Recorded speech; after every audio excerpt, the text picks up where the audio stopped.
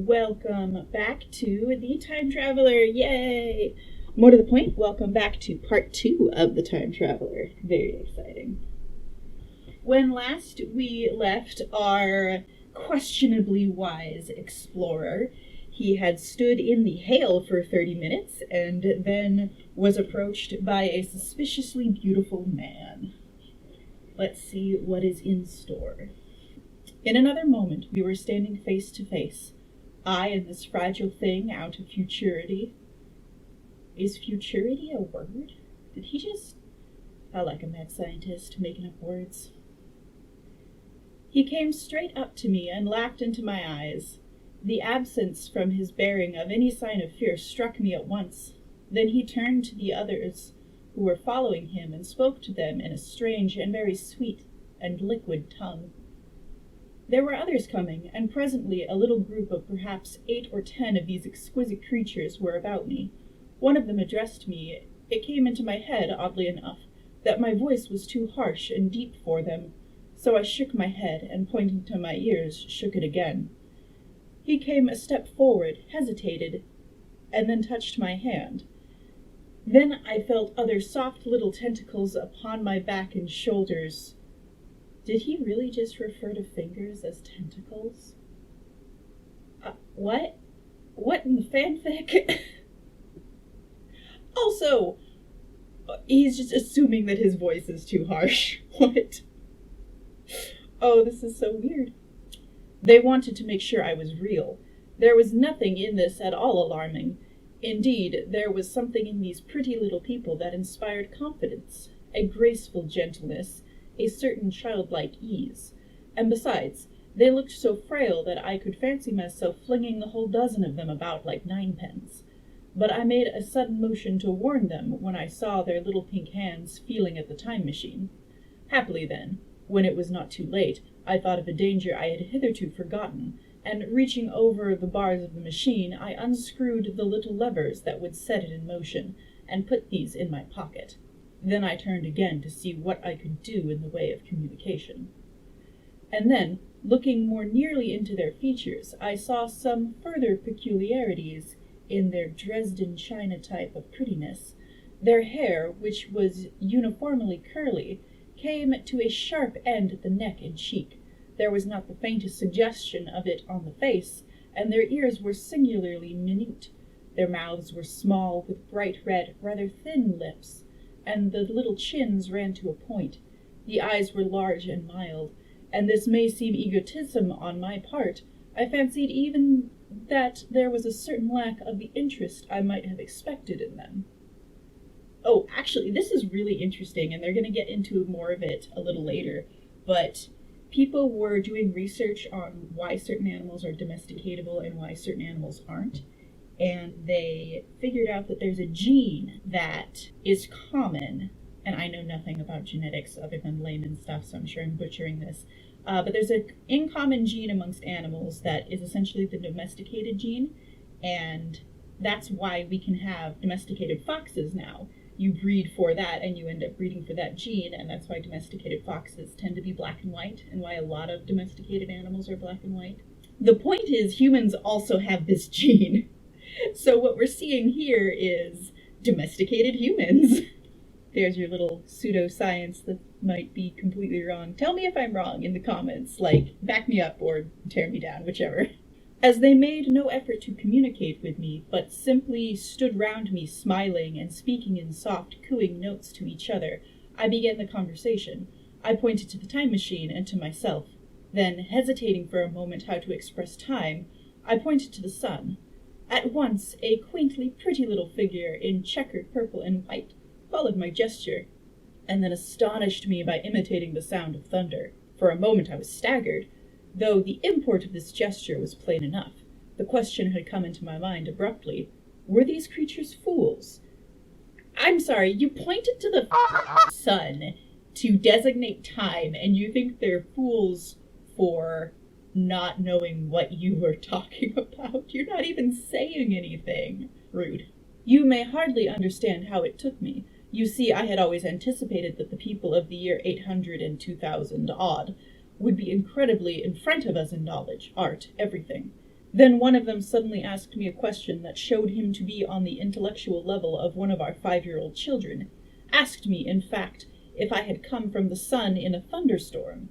It let loose the judgment I had suspended upon their clothes, their frail light limbs and fragile features. A flow of disappointment rushed across my mind. For a moment I felt that I had built the time machine in vain. I nodded. Okay, one, you're making an assumption about what they asked you because you're not using the language. 2, you are now confirming the misconception. Whatever. I shouldn't really expect an Edwardian or Victorian Englishman to not be with people not of his culture. Okay, yep, that deserves a tea break. Psych! It's not a tea break today. It is, in fact, a cocoa break with marshmallows. We're going to mix it up. A peppermint cocoa break, in fact. I know, so wild and unpredictable. Actually, this is really good cocoa. I got it in a kit as a present, like, a while ago, and it's been sitting in the closet. So tasty. Okay. I nodded, pointed to the sun, and gave them such a vivid rendering of a thunderclap as startled them. They all withdrew a pace or so and bowed. Then came one laughing toward me, carrying a chain of beautiful flowers altogether new to me, and put it around my neck. The idea was received with melodious applause, and presently they were all running to and fro for flowers, and laughingly flinging them upon me until I was almost smothered with blossom. You who have never seen the like can scarcely imagine what delicate and wonderful flowers countless years of culture had created. Then someone suggested that their playthings should be exhibited in the nearest building.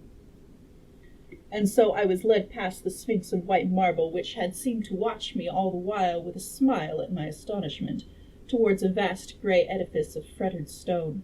As I went with them, the memory of my confident anticipations of a profoundly grave and intellectual posterity came, with irresistible merriment, to my mind. The building had a huge entry, and was altogether of colossal dimensions. I was naturally most occupied with the growing crowd of little people, and with the big open portals that yawned before me, shadowy and mysterious.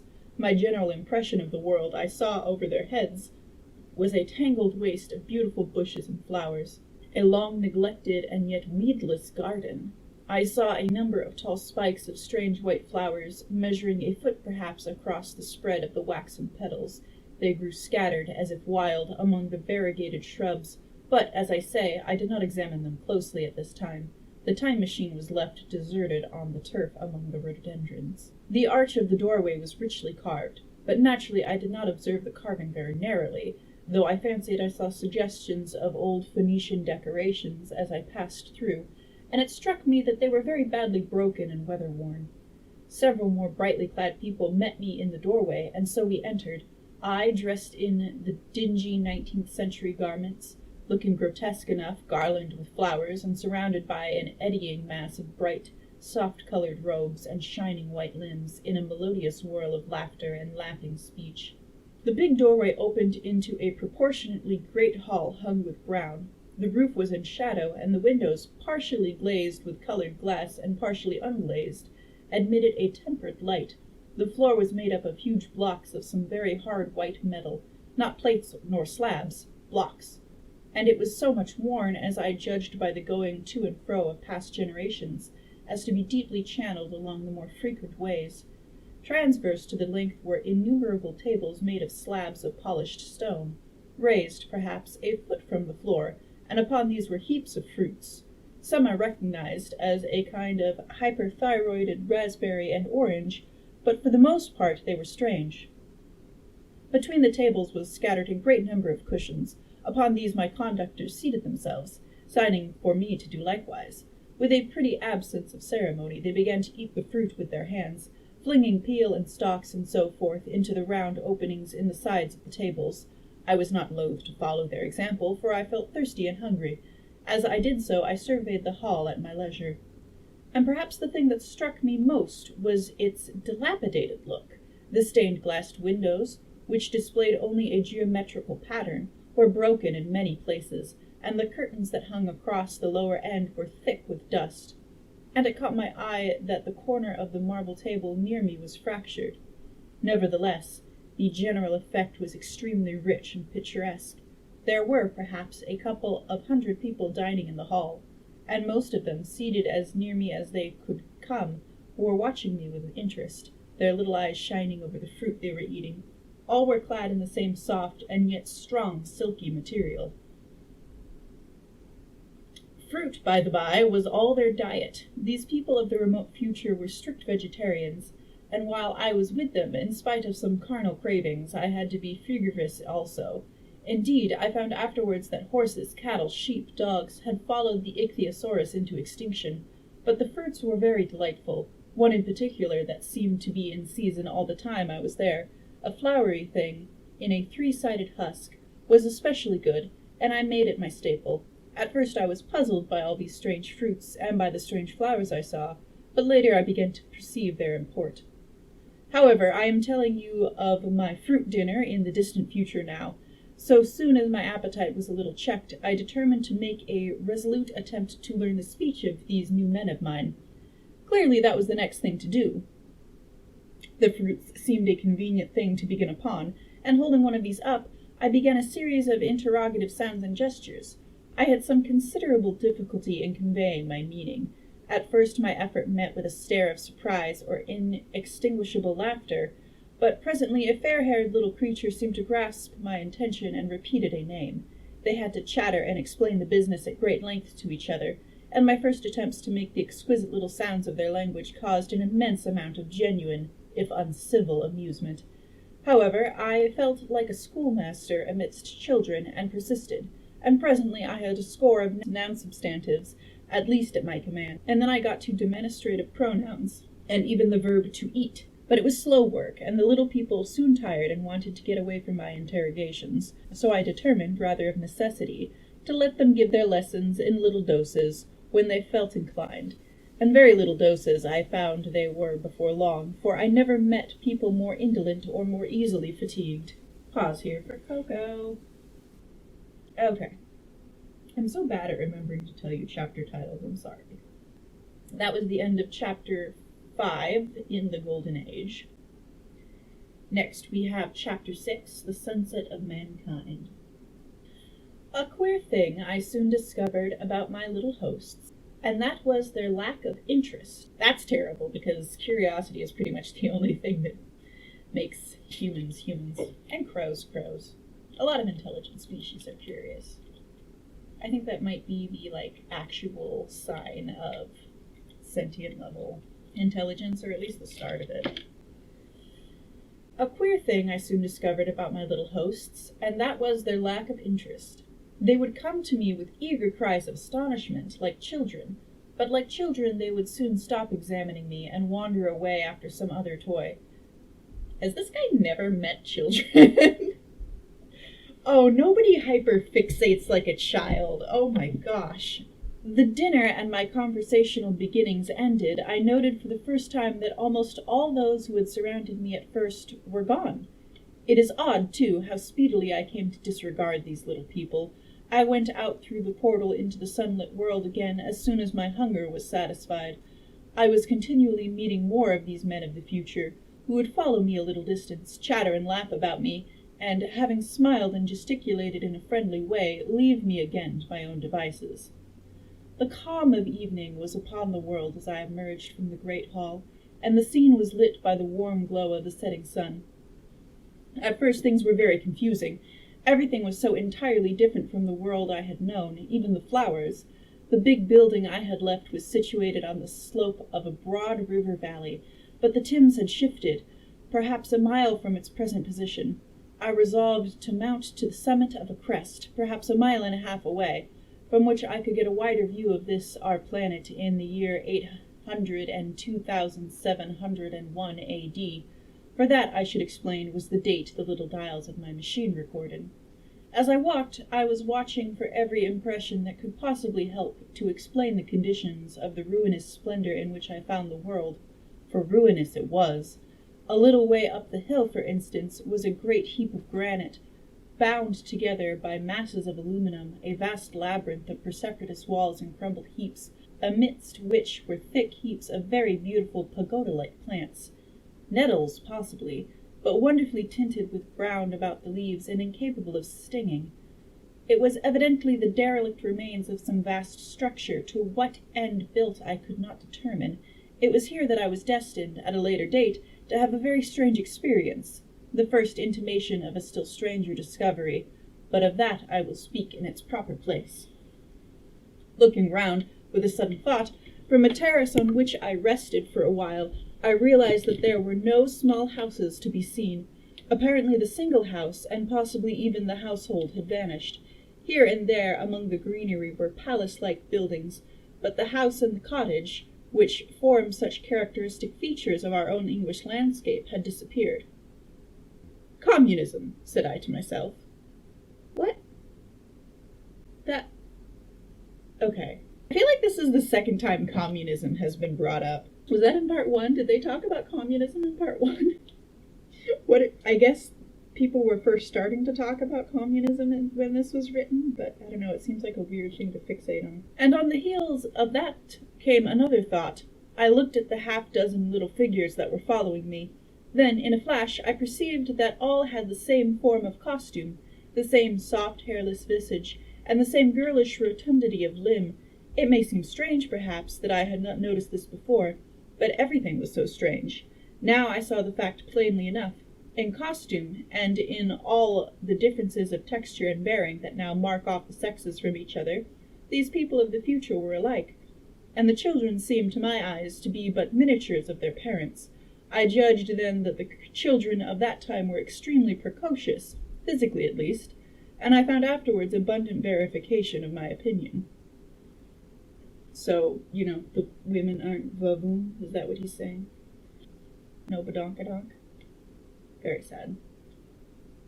Truly, truly the greatest crime of the future. Seeing the ease and security in which these people were living, I felt that this close resemblance of the sexes was, after all, what one would expect, for the strength of a man and the softness of a woman. He has clearly not met some of the women that I have met.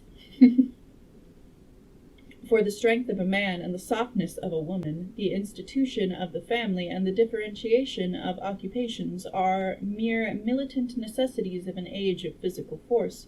Where population is balanced and abundant, much childbearing becomes an evil rather than a blessing to the state. Where violence comes but rarely and offspring are secure, there is less necessity, indeed there is no necessity, for an efficient family, and the specialization of the sexes with reference to their children's needs disappears. We see some beginning of this even in our own time, and in this future age it was complete. This, I must remind you, was my speculation at the time. Later I was to appreciate how far it fell short of the reality. Was that a women's lib comment? I hope that wasn't a women's lib comment. What is that supposed to mean? Or is this one of those modern macho man things where they get annoyed that people like dressing up as cat boys?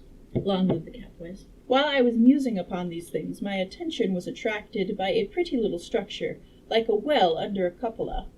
I thought in a transitory way of the oddness of wells still existing, and then resumed the thread of my speculations. There were no large buildings towards the top of the hill, and as my walking powers were evidently miraculous, I was presently left alone for the first time. With a strange sense of freedom and adventure, I pushed on up to the crest. Pause here. Chekhov's well? Chekhov's well. We're going to call that Chekhov's well. I feel like that's going to be important later. I may have read this a couple of dozen times already, but that well clearly was important. There I found a seat of some yellow metal that I did not recognize, corroded in places with a kind of pinkish rust and half smothered in a soft moss, the armrests cast and filed into the resemblance of a griffin's heads. I sat down on it, and I surveyed the broad view of our old world under the sunset of that long day. It was as sweet and fair a view as I have ever seen. The sun had already gone below the horizon, and the west was flaming gold, touched with some horizontal bars of purple and crimson. Below was the valley of the Thames, in which the river lay like a band of burnished steel. I have already spoken of the great places dotted about among the variegated greenery, some in ruins and some still occupied. Here and there came the soft, vertical line of some cupola or obelisk. There were no hedges, no signs of property rights, no evidences of agriculture, The whole earth had become a garden. Yes, because England is the whole of earth. Yes, because you can tell what the state of the rest of the world is from climbing a hill near the River Thames. Thank you, time traveler person. So watching, I began to put my interpretation upon the things I had seen, and as it shaped itself to me that evening, my interpretation was something in this way. Afterwards, I found I had only got a half-truth, or only a glimpse of one facet of the truth. I do really appreciate that H.G. Wells has written a character who is wrong, who has made an assumption, and instead of that being 100% and going with it, he has made an assumption and he is wrong. That you don't actually see that a lot of the time because it's like, I don't know, taboo for people to make mistakes or something. But he's wrong. He made an assumption and he pays for it, and I really appreciate that about this story. It seemed to me that I had happened upon humanity upon the wane. The ruddy sunset set me thinking of the sunset of mankind. For the first time I began to realize an odd consequence of the social effort in which we are at present engaged. And yet, come to think, it is a logical consequence enough. Strength is the outcome of need. Security sets a premium on feebleness. The work of... oh God, what is this word? Ameliorating. Ameliorating. Okay, I think I know what that means, but we're gonna have a word of the day here. What does that mean? Ameliorate. Make something bad or unsatisfactory better. The reform did much to ameliorate standard livings. Okay, so yeah, what it says on the tin. The work of ameliorating the conditions of life, the true civilizing process that makes life more and more secure, had gone steadily on to a climax. One triumph of a united humanity over nature had followed another. Things that are now mere dreams had become projects deliberately put in hand and carried forward, and the harvest was what I saw. After all, the sanitation and the agriculture of today are still in the rudimentary stage. The science of our time has attacked but a little department of the field of human disease, but even so it spreads its operations very steadily and persistently. Our agriculture and horticulture destroy a weed just here and there, and cultivate perhaps a score or so of wholesome plants, leaving the greater number to fight out a balance as they can. We improve our favorite plants and animals, and how few they are, gradually by selective breeding, now a new and better peach, now a seedless grape, now a sweeter and larger flower, now a more convenient breed of cattle. Oh, consider what happens later. That's a very funny way to end that sentence. We improve them gradually because our ideals are vague and tentative, and our knowledge is very limited, because nature, too, is shy and slow in our clumsy hands. Some day all this will be better organized, and still better, that is the drift of the current in spite of the eddies. The whole world will be intelligent, educated, and cooperating. Things will move faster and faster towards the subjugation of nature. In the end, wisely and carefully, we shall readjust the balance of animal and vegetable life to suit our human needs. This adjustment, I say, must have been done, and done well, done indeed for all time, in the space of time across which my machine had leapt. The air was free from gnats, the earth from weeds or fungi. Everywhere were fruits and sweet and delightful flowers. Brilliant butterflies flew hither and thither. The ideal of preventative medicine was attained. Diseases had been stamped out. I saw no evidence of any contagious diseases during all my stay, and I shall have to tell you later that even the process of putrefaction and decay had been profoundly affected by these changes. Social triumphs, too, had been effected. I saw mankind housed in splendid shelters, gloriously clothed, and as yet I found them engaged in no toil. It is weird that they're wearing clothes, isn't it? Like, it's weird. It's weird that they're wearing clothes. There might be some people here who don't know, so we're not going to say anything, no spoilers. But, like, even when later he finds out the truth of what's going on, that makes it even weirder that they're still wearing clothes. Why would they be in clothes? There were no signs of struggle, neither social nor economical struggle. The shop, the advertisement, traffic, all that commerce which constitutes the body of our world was gone. It was natural on that golden evening that I should jump at the idea of a social paradise. The difficulty of increasing population had been met, I guessed, and population had ceased to increase. But with this change in condition comes inevitably adaptations to the change. What, unless biological science is a mass of errors, is the cause of human intelligence and vigor, hardship and freedom, conditions under which the active, strong, and subtle survive and the weaker go to the wall, conditions that put a premium upon the loyal alliance of capable men, upon self-restraint, patience, and decision, and the institution of the family, and the emotions that arise therein, the fierce jealousy, the tenderness for offspring, parental self-devotion, all found their justification and support in the imminent dangers of the young. I call bullshit on the jealousy. There should not be any jealousy in a healthy, functioning relationship. There should be trust, and communicating and talking about what your needs are and how to get those needs fulfilled and compromises. There should not be jealousy. Anyone who tells you that a healthy relationship takes jealousy is toxic and probably monogamous. Okay, moving on. Now, where are these imminent dangers? There is a sentiment arising, and it will grow against connubial jealousy, against fierce maturity, against passion of all sorts, unnecessary things now, and things that make us uncomfortable, savage survivals, discords in a refined and pleasant life. I thought of the physical slightness of the people, their lack of intelligence, and those big, abundant ruins, and it strengthened my belief in a perfect conquest of nature. For after the battle comes quiet. Humanity had been strong, energetic, and intelligent, and had used all its abundant vitality to alter the conditions under which it lived. And now came the reaction of the altered conditions. Under the new conditions of perfect comfort and security, that restless energy that with us is strength would become weakness. Even in our own time, certain tendencies and desires, once necessary to survival, are a constant source of failure. That actually is a good point, because you get people who are, their biological clock is switched, and they're meant to be night guard, but now they're forced to live in a completely diurnal society and aren't seen as the benefit that they are. Same with the people who, could go out and sit on a hill for hours and take care of sheep. It's just everybody's different little quirks that make it so hard to live in our modern society are there for a reason. They're leftovers from a job that was actually really necessary and functional. Not to interrupt with a rant. What am I saying? That's the only thing I do. Even in our own time, certain tendencies and desires, once necessary to survival, are a constant source of failure.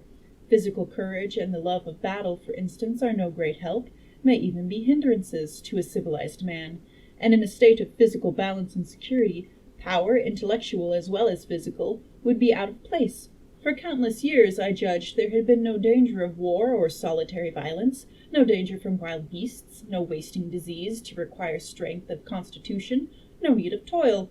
For such a life, what we should call the weakness are as well equipped as the strong, and indeed no longer weak. Better equipped indeed are they, for the strong would be fretted by an energy for which there was no outlet. No doubt the exquisite beauty of the buildings I saw was the outcome of the last surgings of the now purposeless energy of mankind before it settled down into perfect harmony with the conditions under which it lived. The flourish of that triumph which began the last great peace. This has ever been the fate of energy and security. It takes to art and to eroticism, and then came languor and decay. Even this artistic impetus would at last die away, had almost died in the time I saw. To adorn themselves with flowers, to dance, to sing in the sunlight, so much was left of the artistic spirit, and no more. Even that would fade in the end into a contented inactivity. We are kept keen on the grindstone of pain and necessity, and it seemed to me that here was that hateful grindstone broken at last. As I stood there in the gathering dark, I thought that in this simple explanation I had mastered the problem of the world, mastered the whole secret of these delicious people. Okay, why do you call them delicious? Possibly the checks they had devised for the increase of population had succeeded too well, and their numbers had rather diminished than kept stationary. That would account for the abandoned ruins. Very simple was my explanation, and plausible enough, as most wrong theories are.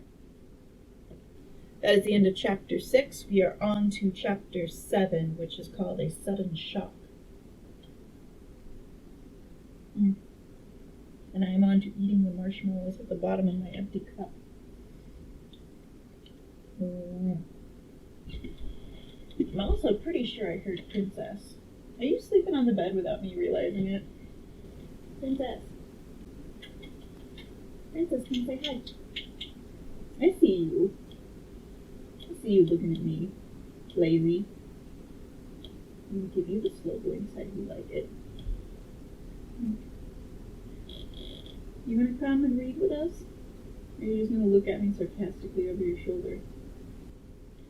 Yeah, I don't know. We'll see. We'll see if we get a princess visit later. Okay. Chapter 7, A Sudden Shock. As I stood there musing over this too perfect triumph of man, the full moon, yellow and gibbous, came up out of an overflow of silver light in the northeast. The bright little figures ceased to move about below, a noiseless owl flitted by, and I shivered with the chill of the night. I determined to descend and find where I could sleep. I looked for the building I knew. Then my eye traveled along to the figure of the white sphinx upon the pedestal of bronze, growing distinct as the light of the rising moon grew brighter. I could see the silver birch against it. There was the tangle of rhododendron bushes, black in the pale light, and there was the little lawn. I looked at the lawn again. A queer doubt chilled my complacency. No, I said stoutly to myself, that is not the lawn. But it was the lawn, for the white, leprous face of the Sphinx was towards it. Can you imagine what I felt as this conviction came home to me? But you cannot. The time machine was gone. At once, like a lash across the face, came the possibility of losing my own age, of being left helpless in this strange new world. The bare thought of it was an actual physical sensation. I could feel it grip me at the throat and stop my breathing. In one moment, I was in a passion of fear and running with great leaping strides down the slope. Once I felt headlong and cut my face. I lost no time in staunching the blood, but jumped up and ran on, with a warm trickle down my cheek and chin. All the time I ran, I was saying to myself, they have moved it a little, pushed it under the bushes out of the way. Nevertheless, I ran with all my might. All the time, with the certainty that sometimes comes with excessive dread, I knew that such an assurance was folly. I knew instinctively that the machine was removed out of my reach. My breath came with pain. I supposed I covered the whole distance from the hill crest to the little lawn, 2 miles perhaps, in 10 minutes. And I am not a young man. I cursed aloud as I ran, at my confident folly in leaving the machine, wasting good breath thereby. I cried aloud, and none answered. Not a creature seemed to be stirring in that moonlit world. When I reached the lawn, my worst fears were realized. Not a trace of the thing was to be seen. I felt faint and cold when I faced the empty space among the black tangle of bushes. I ran round it furiously, as if the thing might be hidden in a corner, and then stopped abruptly, with my hands clutching my hair. Above me, toward the Sphinx, upon the bronze pedestal, white, shining, leprous, in the light of the rising moon, it seemed to smile in mockery of my dismay. I might have consoled myself by imagining the little people had put the mechanism in some shelter for me, had I not felt assured of their physical and intellectual inadequacy. That is what dismayed me, the sense of some hitherto unsuspected power, through whose intervention my invention had vanished. Yet, for one thing I felt assured, unless some other age had produced its exact duplicate, the machine could not have moved in time. The attachment of the levers, I will show you the method later, prevented anyone from tampering with it in that way when they were removed. It had moved, and was hid only in space. But then where could it be? I think I must have had a kind of frenzy. I remember running violently in and out among the moonlit bushes all round the Sphinx, and startling some white animal that, in the dim light, I took for a small deer. I remember, too late that night, beating the bushes with my clenched fists until my knuckles were gashed and bleeding from the broken twigs. Then, sobbing and raving in my anguish of mind, I went down to the great building of stone. The big hall was dark, silent, and deserted. I slipped on the uneven floor and fell over one of the malachite tables, almost breaking my shin. Isn't malachite poisonous? Why would they build a table out of malachite? I lit a match and went on past the dusty curtains, of which I have told you. There I found a second great hall covered with cushions. upon which perhaps a score or so of the little people were sleeping.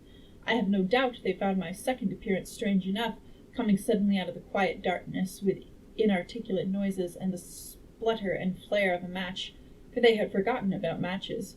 "Where is my time machine?" I began, bawling like an angry child, laying hands upon them and shaking them up together. It must have been very queer to them. Some laughed. Most of them looked sorely frightened. When I saw them standing round me, it came into my head that I was doing a foolish thing, as it was possible for me to do under the circumstances, in trying to revive the sensation of fear. For, reasoning from their daylight behavior, I thought that fear must be forgotten. Suddenly I dashed down the match, and knocking one of the people over in my course, went blundering across the big dining hall again, out under the moonlight. I heard cries of terror, and their little feet running and stumbling this way and that. I do not remember all I did as the moon crept up the sky. I suppose it was the unexpected nature of my loss that maddened me. I felt hopelessly cut off from my own kind, a strange animal in an unknown world. I must have raved to and fro, screaming and crying upon God and fate. I have a memory of horrible fatigue, as the long night of despair wore away, of looking in this impossible place and that, of groping among moonlight ruins and touching strange creatures in the black shadows, at last of lying on the ground near the Sphinx and weeping with absolute wretchedness, even anger at the folly of leaving the machine having leaked away with my strength. I had nothing left but misery. Then I slept, and when I woke again it was full day, and a couple of sparrows were hopping round me on the turf within my reach. I sat up in the freshness of the morning, trying to remember how I got there, and why I had such a profound sense of desertion and despair. Then things came clear in my mind. With the plain, reasonable daylight, I could look my circumstances fairly in the face. I saw the wild folly of my frenzy overnight, and I could reason with myself. "Suppose the worst," I said. "Suppose the machine altogether lost, perhaps destroyed. It behooves me to be calm and patient, to learn the way of the people, to get a clear idea of the method of my loss, and the means of getting materials and tools, so that in the end, perhaps, I may make another. That would be my only hope, a poor hope, perhaps, but better than despair. And after all, it was a beautiful and curious world. But probably the machine had only been taken away.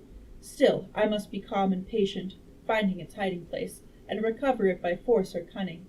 And with that I scrambled to my feet and looked about me, wondering where I could bathe. I felt weary, stiff, and travel-soiled. The freshness of the morning made me desire an equal freshness.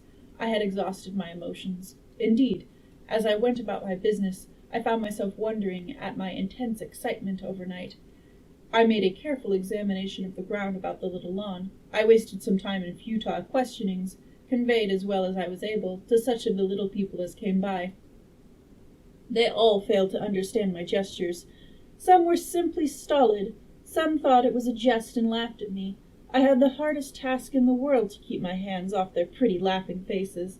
It was a foolish impulse, but the devil begotten of fear and blind anger was ill-curbed and still eager to take advantage of my perplexity. The turf gave better counsel. I found a groove ripped in it, about midway between the pedestal of the Sphinx and the marks of my feet, where, on arrival, I had struggled with the overturned machine. There were other signs of removal about, with queer, narrow footprints like those I could imagine made by a sloth. This directed my closer attentions to the pedestal. It was, as I think I have said, of bronze. It was not a mere block, but highly decorated with deep-framed panels on either side. I went and rapped at these. The pedestal was hollow. Examining the panels with care, I found them discontinuous with the frames. There were no handles or keyholes, but possibly the panels, as if they were doors, as I supposed, opened from within. One thing was clear enough in my mind. It took no very grand mental effort to infer that my time machine was inside the pedestal. But how it got there was a different problem. I saw the heads of two orange-clad people coming through the bushes and under some blossom-covered apple trees towards me. I turned smiling to them and beckoned them to me. They came, and then pointing to the bronze pedestals, I tried to intimate my wish to open it. But at my first gesture towards this they behaved very oddly. I don't know how to convey their expression to you. Suppose you were to use a grossly improper gesture to a delicate-minded woman. It is how she would look. They went off as if they had received the last possible insult. I tried a sweet-looking little chap in white next, with exactly the same result. Somehow, his manner made me feel ashamed of myself. But as you know, I wanted the time machine, and tried him once more. As he turned off like the others, my temper got the better of me. In 3 strides I was after him, had him by the loose part of his robe round the neck, and began dragging him towards the Sphinx. Then I saw the horror and repugnance on his face, and all of a sudden I let him go. But I was not beaten yet. I banged with my fist at the bronze panels. I thought I heard something stir inside. To be explicit, I thought I heard a sound like a chuckle, but I must have been mistaken. Then I got a big pebble from the river, and came and hammered till I had flattened a coil in the decorations, and the verdigers came off in powdery flakes. The delicate little people must have heard me hammering in gusty outbreaks a mile away on either hand, but nothing came of it. I saw a crowd of them upon the slopes, looking furtively at me. At last, hot and tired, I sat down to watch the place, but I was too restless to watch long. I am too occidental for a long vigil. I would work at a problem for years, but to wait inactive for 24 hours, that is another matter. I got up after a time and began walking aimlessly through the bushes towards the hill again. "Patience," said I to myself. "If you want your machine again, you must leave that Sphinx alone. If they mean to take your machine away, it's little good your wrecking their bronze panels, and if they don't, you will get it back as soon as you can ask for it. To sit among all of those unknown things before a puzzle like that is hopeless. That way lies monomania. Face this world, learn its ways, watch it, be careful of too hasty guesses at its meaning. In the end you will find clues to it all." Then, suddenly, the humor of the situation came into my mind. The thought of the years I had spent in study and toil to get into the future age, and now my passion of anxiety to get out of it. I had made myself the most complicated and most hopeless trap that ever a man devised. Although it was at my own expense, I could not help myself. I laughed aloud. Going through the big place, it seemed to me that the little people avoided me. It may have been my fancy, or it may have been something to do with my hammering at the gates of bronze. Yet I felt tolerably sure of the avoidance. I was careful, however, to show no concern, and to abstain from any pursuit of them. In the course of a day or two, things got back to the old footing. I made what progress I could in the language, and in addition I pushed my explorations here and there. Either I missed some subtle point, or their language was excessively simple, almost exclusively composed of concrete substantives and verbs. There seemed to be few, if any, abstract terms, or little use of figurative language. Their sentences were usually simple and of 2 words, and I failed to convey or understand any but the simplest propositions. I determined to put the thought of my time machine and the mystery of the bronze doors under the Sphinx as much as possible in the corner of memory, until my growing knowledge would lead me back to them in a natural way. Yet a certain feeling, you may understand, tethered me in a circle of a few miles round the point of my arrival. Chapter 8. Explanation. So far as I could see, all the world displayed the same exuberant richness as the Thames Valley. From every hill I climbed, I saw the same abundance of splendid buildings, endlessly varied in material and style, the same clustering thickets of evergreens, the same blossom-laden trees and tree ferns. Here and there water shone like silver, and beyond the land rose into blue, undulating hills, and so faded into the serenity of the sky. A peculiar feature, which presently attracted my attention, was the presence of certain circular wells, several, as it seemed to me, of a very great depth. One lay in the path up the hill which I had followed during my first walk. Like the others, it was rimmed with bronze, curiously wrought, and protected by a little cupola from the rain. Oh man, it's Chekhov's well, guys. Here it comes. Sitting by the side of these wells, and peering down into the shafted darkness, I could see no gleam of water, nor could I start any reflection with a lighted match. But in all of them I heard a certain sound, a thud, thud, thud, like the beating of some big engine, and I discovered from the flaring of my matches that a steady current of air set down the shafts. Further, I threw a scrap of paper into the throat of one, and instead of fluttering slowly down, it was at once sucked swiftly out of sight. After a time, too, I came to connect these wells with tall towers standing here and there upon the slopes, for above them there was often just such a flicker in the air as one sees on a hot day above a sun-scorched beach. Putting things together, I reached a strong suggestion of an excessive system of subterranean ventilation, whose true import it was difficult to imagine.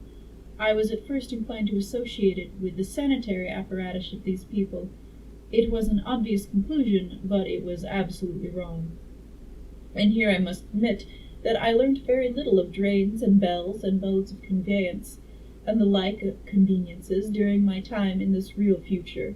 In some of these visions of utopia and coming times which I have read, there is a vast amount of detail about building and social arrangements, and so forth, but while such details are easy enough to obtain when the whole world is contained in one's imagination, they are altogether inaccessible to a real traveller amid such realities as I found here. Conceive of the tale of London, which a foreigner fresh from some neglected isle would take back to his people. What would he know of railway companies, of social movements, of telephone and telegraph wires, of the parcels delivery company, and postal orders and the like? Yet we at least should be willing enough to explain these things to him. I mean, assuming you weren't being a bigot and a snob. And even of what he knew, how much could he make his untravelled friend either apprehend or believe? Then think of how narrow the gap between such a foreigner and a modern London man of our times, and how wide the interval between myself and these of the Golden Age. I was sensible of much which was unseen, and which contributed to my comfort. But save for a general impression of automatic organization, I fear I can convey very little of the difference to your mind. In the matter of sepulture, for instance, I could see no signs of cremation, nor anything suggestive of tombs, but it occurred to me that, possibly, there might be cemeteries, or cremation, somewhere beyond the range of my explorations. This, again, was a question I deliberately put to myself, and my curiosity was at first entirely defeated upon the point. The thing puzzled me, and I was led to make a further remark, which puzzled me still more, that aged and infirm among these people there were none. I must confess that my satisfaction with my first theories of an automatic civilization and a decadent humanity did not long endure. Yet I could think of no other. Let me put my difficulties. The several big palaces I had explored were mere living places, great dining halls and sleeping apartments. I could find no machinery, no appliances of any kind. Yet these people were clothed in pleasant fabrics that must at times need renewal, and their sandals, though undecorated, were fairly complex specimens of metalwork. Somehow such things must be made, and the little people displayed no vestiges of creative tendency. There were no shops, no workshops, no sign of importations among them. They spent all their time in playing gently, in bathing in the river, in making love in a half-playful fashion, in eating fruit and sleeping. I could not see how things were kept going. Then again, about the time machine, something I knew not what had taken it into the hollow pedestal of the White Sphinx. Why? For the life of me I could not imagine. Those waterless wells, too, those flickering pillars, I felt I lacked a clue. I felt, shall I put it?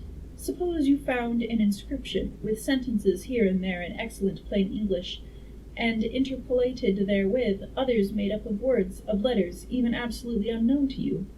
Well, on the third day of my visit, that was how the world of 800 and 2,701 presented itself to me. That day, too, I made a friend, of a sort. It happened that, as I was watching some of the little people bathing in a shallow, one of them was seized with cramp and began drifting downstream. The main current ran swiftly, but not too strongly, for even a moderate swimmer. It will give you an idea, therefore, of the strange deficiency in these creatures, when I tell you that none made the slightest attempt to rescue the weakly crying little thing which was drowning before their eyes. When I realized this, I hurriedly slipped off my clothes, and wading out at a point lower down, I caught the poor mite and drew her safe to land. A little rubbing of the limbs soon brought her round, and I had the satisfaction of seeing she was all right before I left her. I had got to such a low estimate of her kind that I did not expect any gratitude from her. In that, however, I was wrong. This happened in the morning. In the afternoon I met my little woman, as I believed it was, as I was returning towards my centre from an exploration, and she received me with cries of delight, and presented me with a big garland of flowers. evidently made for me and me alone. The thing took my imagination. Very possibly I had been feeling desolate. At any rate, I did my best to display my appreciation of the gift. We were soon seated together in a little stone arbor, engaged in conversation, chiefly of smiles. The creature's friendliness affected me exactly as a child's might have done. We passed each other flowers, and she kissed my hands. I did the same to hers. Then I tried to talk, and found that her name was Weena, which, though I don't know what it meant, somehow seemed appropriate enough. That was the beginning of a queer friendship which lasted a week, and ended, as I will tell you. She was exactly like a child. She wanted to be with me always. She tried to follow me everywhere, and on my next journey out and about it went to my heart to tire her down, and leave her at last exhausted and calling after me rather plaintively. But the problem of the world had to be mastered. I had not, I said to myself, come into the future to carry on a miniature flirtation. I'm sorry, you called her a child and then you called this a flirtation? Is this not... Suspicious, very suspicious. Yet her distress when I left her was very great. Her expostulations at the parting were sometimes frantic, and I think, altogether, I had as much trouble as comfort from her devotion. What a jerk! Nevertheless, she was, somehow, a very great comfort. I thought it was mere childish affection that made her cling to me. Until it was too late, I did not clearly know what I had inflicted upon her when I left her.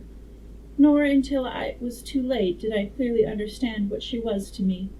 For, by merely seeming fond of me, and showing in her weak, futile way that she cared for me, the little doll of a creature presently gave my return to the neighborhood of the White Sphinx almost the feeling of coming home, and I would watch for her tiny figure of white and gold as soon as I came over the hill. It was from her, too, that I learnt that fear had not yet left the world. She was fearless enough in the daylight, and she had the oddest confidence in me. For once, in a foolish moment, I made threatening grimaces at her, and she simply laughed at them. But she dreaded the dark, dreaded shadows, dreaded black things. Darkness to her was the one thing dreadful. It was a singularly passionate emotion, and it set me thinking and observing. I discovered then, among other things, that these little people gathered into the great houses after dark and slept in droves. To enter upon them without a light was to put them into a tumult of apprehension. I never found one out of doors, or one sleeping alone within doors after dark. Yet I was still such a blockhead that I missed the lesson of that fear, and in spite of Weeda's distress, I insisted upon sleeping away from these slumbering multitudes. It troubled her greatly, but in the end her odd affection for me triumphed, and for 5 of the nights of our acquaintance, including the last night of all, she slept with her head pillowed on my arm. But my story slips away from me as I speak of her. It must have been the night before her rescue that I was awakened about dawn. I had been restless, dreaming almost disagreeably that I was drowned, and that sea anemones were feeling over my face with their soft palps. I woke with a start, and with an odd fancy that some grayish animal had just rushed out of the chamber. I tried to get to sleep again, but I felt restless and uncomfortable. It was that dim gray hour when things are just creeping out of darkness, when everything is colorless and clear-cut, and yet unreal. I got up and went down into the great hall, and so out upon the flagstones in front of the palace. I thought I would make a virtue of necessity and see the sunrise. The moon was setting, and the dying moonlight and the first pallor of dawn were mingled in a ghastly half-light. The bushes were inky black, the ground a somber gray, the sky colorless and cheerless. And up the hill I thought I could see ghosts. 3 several times as I scanned the slope, I saw white figures. Twice I fancied I saw a solitary, white, ape-like creature running rather quickly up the hill. And once, near the ruins, I saw a leash of them carrying some dark body. They moved hastily. I did not see what became of them. It seemed that they vanished among the bushes. The dawn was still indistinct. You must understand, I was feeling that chill, uncertain, early warning feeling you may have known. I doubted my eyes. As the eastern sky grew brighter, and the light of the day came on, and its vivid coloring returned upon the world once more, I scanned the view keenly, but I saw no vestiges of my white figures. They were mere creatures of the They must have been ghosts, I said. I wonder whence they dated. For a queer notion of Grant Allen's came into my head, and amused me. If each generation died and leave ghosts, he argued, the world at last will get overcrowded with them. On that theory, they would have grown innumerable some 800,000 years hence, and it was no great wonder to see four at once. Is he serious? Okay, he's not serious. Okay, but the jest was unsatisfying, and I was thinking of these figures all the morning until Wena's rescue drove them out of my head.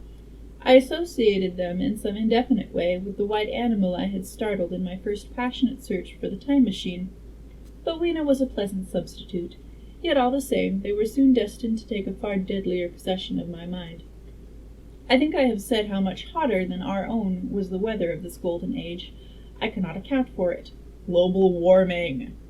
See, you guys gotta stop polluting and having the Earth get global warmed, because otherwise it's gonna inevitably lead to this strange dystopia of domesticated humans and the nameless ghostly figures that we're not spoilering.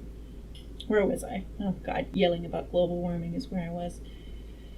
I cannot account for it. It may be that the sun was hotter or the earth nearer the sun. It is usual to assume that the sun will go on cooling steadily in the future, but people unfamiliar with such speculations of those of the younger Darwin forget that the planets must ultimately fall back one by one into the parent body. As these catastrophes occur, the sun will blaze with renewed energy, and it may be that some inner planet had suffered this fate. I don't think that's how suns work. I might be wrong, but I don't think that's how suns work. Weird. Whatever the reason, the fact remains that the sun was very much hotter than we know it. Well, one very hot morning, my fourth, I think, I was seeking shelter from the heat and glare in a colossal ruin near the great house where I slept and fed. There happened this strange thing.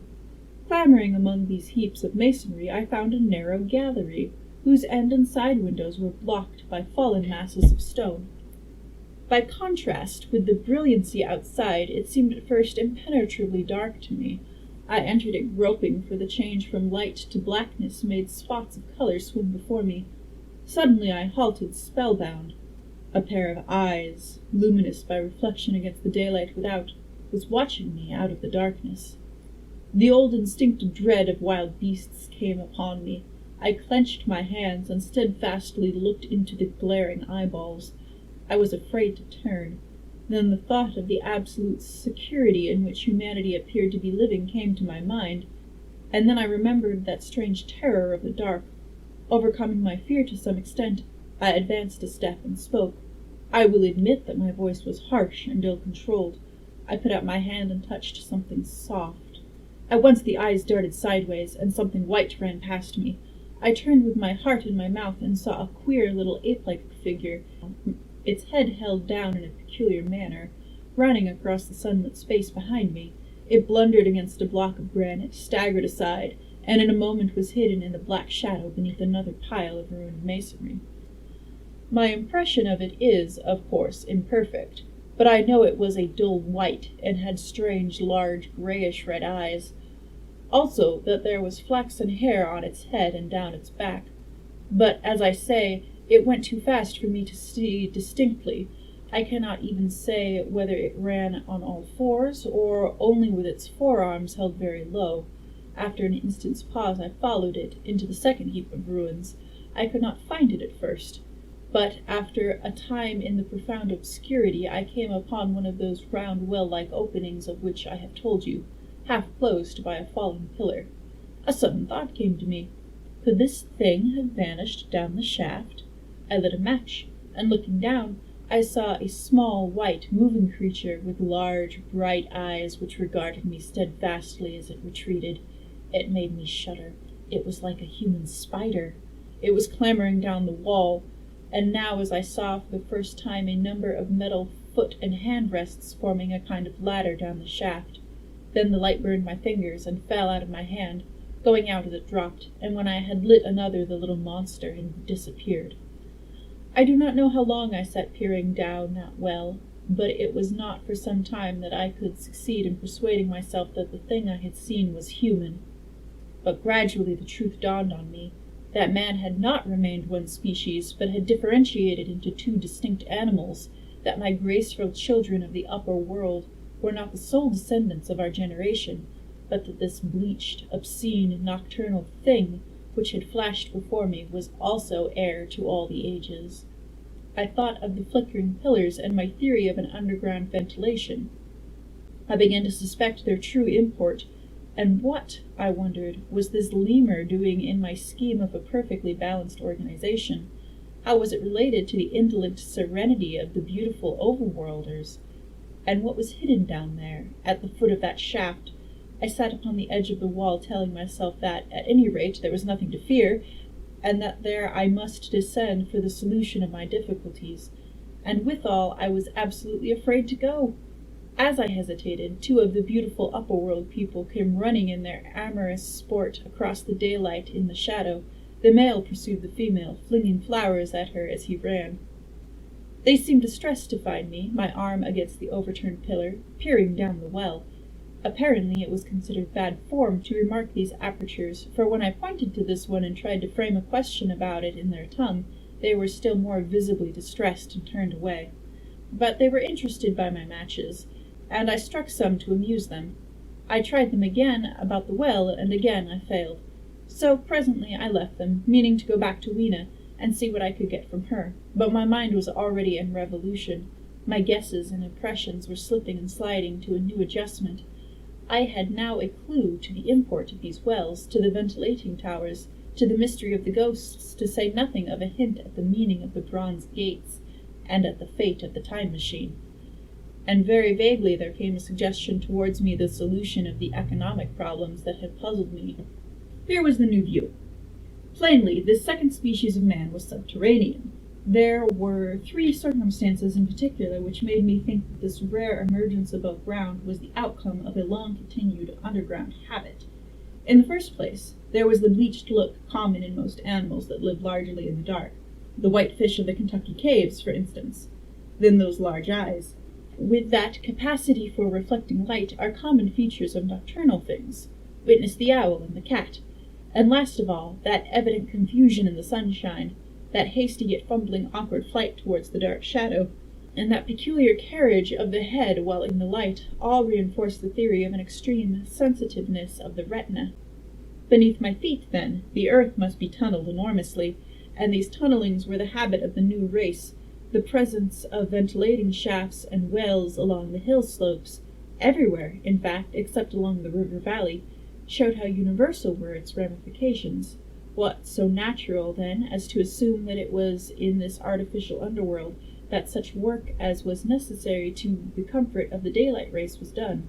The notion was so plausible that I at once accepted it, and went on to assume the how of the splitting of the human species. I dare say you will anticipate the shape of my theory, though for myself I very soon felt that it fell far short of the truth. At first, proceeding from the problem of our own age, it seemed clear as daylight to me that the gradual widening of the present merely temporary and social differences between the capitalist and the laborer was the key to the whole position. No doubt it will seem grotesque enough to you, and wildly incredible, and yet even now there are existing circumstances to point that way.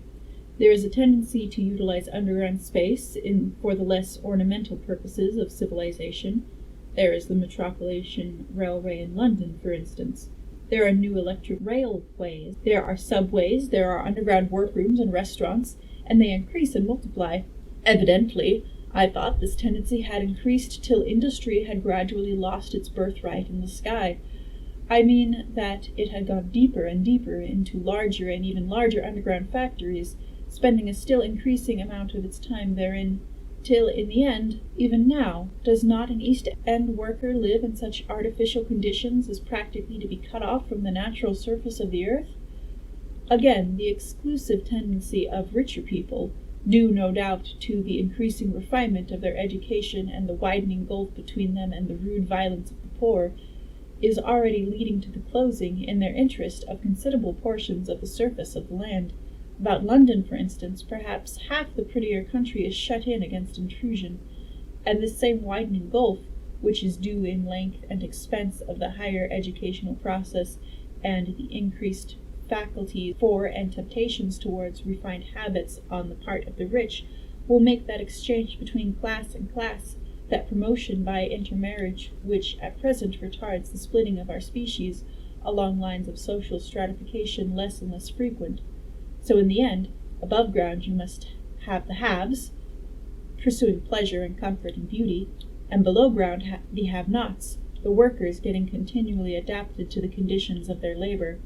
Once they were there, they would no doubt have to pay rent, and not a little of it, for the ventilations of their caverns, and if they refused, they would starve or be suffocated for errors. Such of them as were so constituted as to be miserable and rebellious would die, and in the end, the balance being permanent, the survivors would become as well adapted to the conditions of underground life and as happy in their way as the overworld people were to theirs. As it seemed to me, the refined beauty and the etiolated pallor followed naturally enough. The great triumph of humanity I had dreamed of took a different shape in my mind. It had been no such triumph of moral education and general cooperation as I had imagined. Instead, I saw a real aristocracy, armed with a perfected science and working to a logical conclusion the industrial system of today.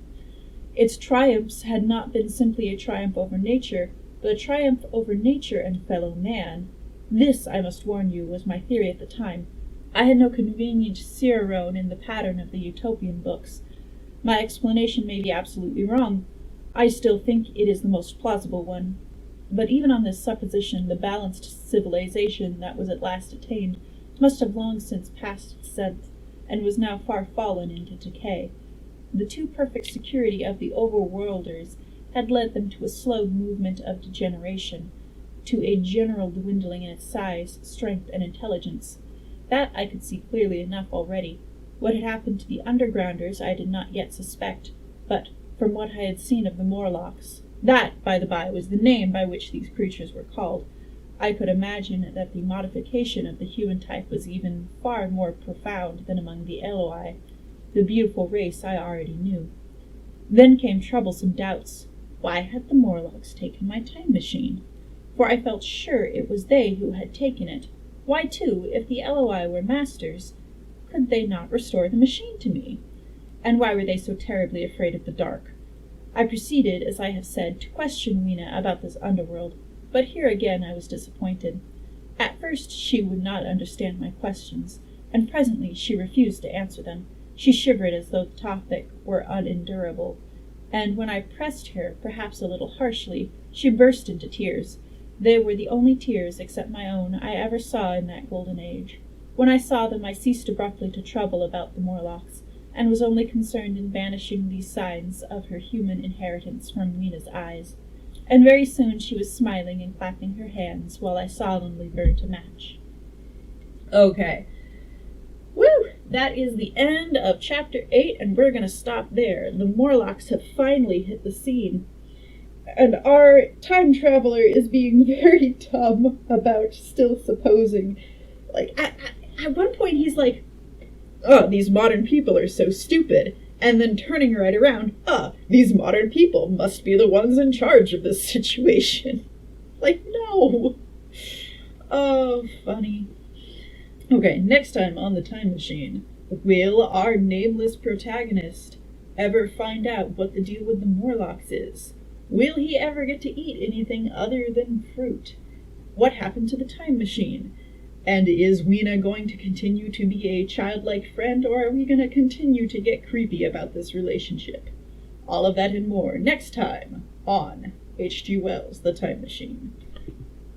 Okay, bye!